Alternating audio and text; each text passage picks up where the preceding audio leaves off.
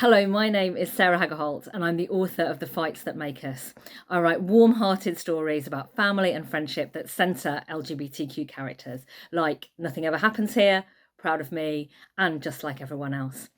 The Fights That Make Us is a little bit different because although there is a contemporary story at its heart, it also takes you back in time via a forgotten diary in a dusty attic. It centres the story of 12-year-old Jessie, who's recently come out as non-binary, and they and their best friend Simran, who you see on the front cover of The Fights That Make Us, are determined to take the story that they find in the diary and bring it out into the light.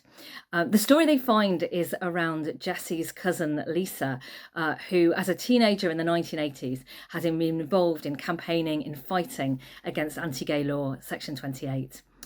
And I wanted to write about these two stories together because I spend quite a lot of time as an author visiting schools and talking to students, including LGBTQ students.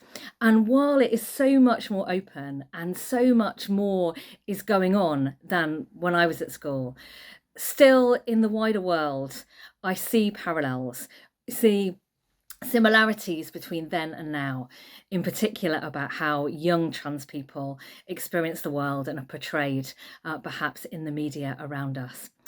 So I wanted to explore these differences and these similarities through The Fights That Make Us.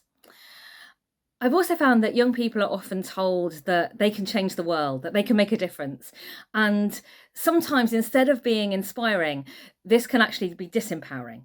It feels too much, too big, too difficult, too much of a burden to bear.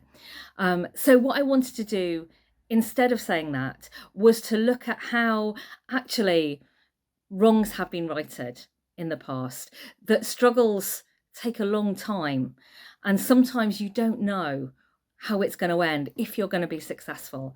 But the struggle itself is worth doing, is worth taking part in. And that's what Lisa discovers back in the 80s, and that's what Jessie and Simran discover in their story that unfolds today.